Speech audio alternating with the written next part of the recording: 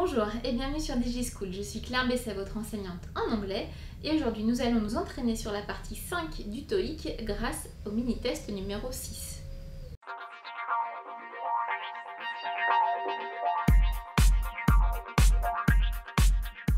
Ce test sera composé de 4 questions.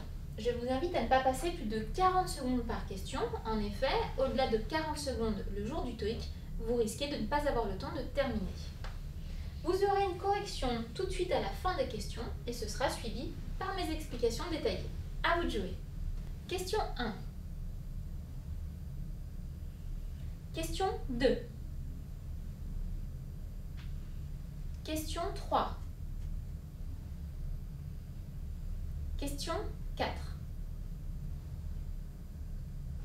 Voici la correction de ce mini-test numéro 6. Il fallait répondre 1 C, 2 D, 3 A, 4 A.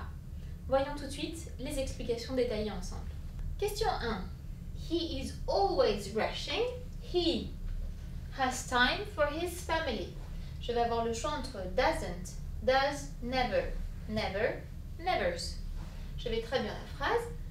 Il court sans arrêt. Il doit se dépêcher sans arrêt. Il n'a jamais de temps pour sa famille. Donc ici, voyons voir. Alors, déjà, est-ce que je vais pouvoir dire he doesn't has? Non, grammaticalement, c'est pas juste, puisqu'à ce moment-là, j'aurais dû avoir he doesn't have. Donc ici, la A n'est pas possible. Est-ce que je peux dire he's always rushing? He does, never has. Donc là, c'est pareil. Does et has ne vont pas ensemble. Donc la B ne marche pas. Maintenant, je vais hésiter entre never et nevers. Ça tombe plutôt bien. Nevers, la réponse D, n'existe pas. Donc par élimination, je vais avoir la réponse C. He's always rushing. He never has time for his family.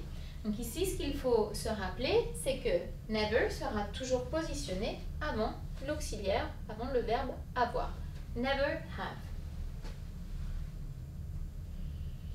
Question 2. I want you to go to visit the clients on...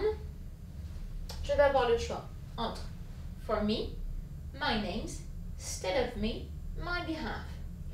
Essayons de traduire la phrase. Donc je veux que tu ailles voir les clients pour moi, bien en mon nom, à ma place. Alors, on for me, c'est pas possible puisqu'on va avoir on et for qui se suivraient. Donc, ce n'est pas possible. On my names, grammaticalement, pourquoi pas, mais ce n'est pas une expression qui existe en anglais. Je vais hésiter entre instead of me et my behalf. Alors, instead of me, c'est pareil, c'est pas vraiment naturel. On a plutôt l'habitude d'entendre instead of me, ça sera au lieu de moi.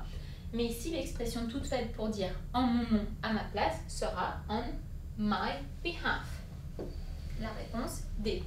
Attention, sur un point de vue de prononciation, on ne prononcera pas le L.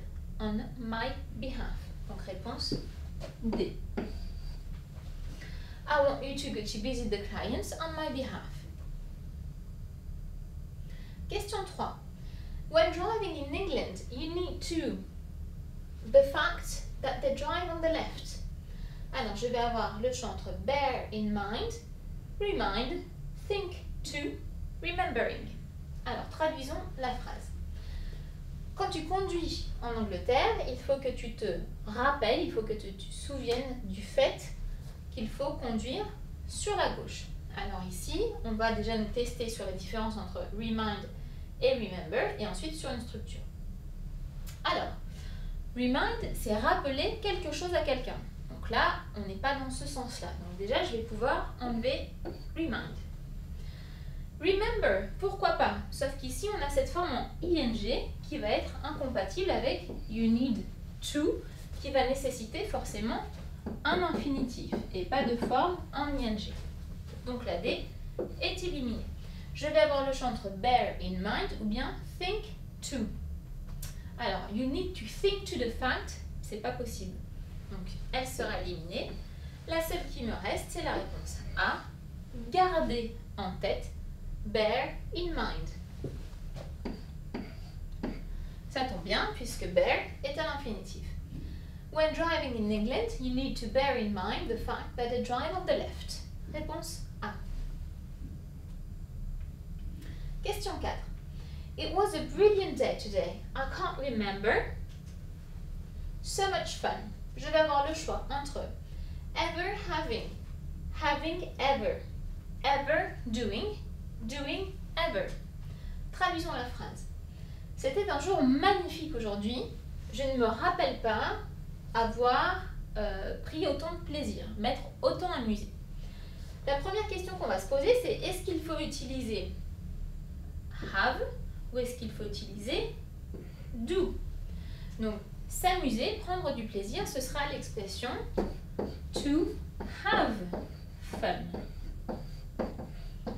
Donc déjà, je vais pouvoir éliminer les expressions C et D qui sont en do. Après, je vais m'interroger sur la place du ever. Va-t-on dire ever having ou bien having ever? Et là, on se rappelle la question 1 de tout à l'heure.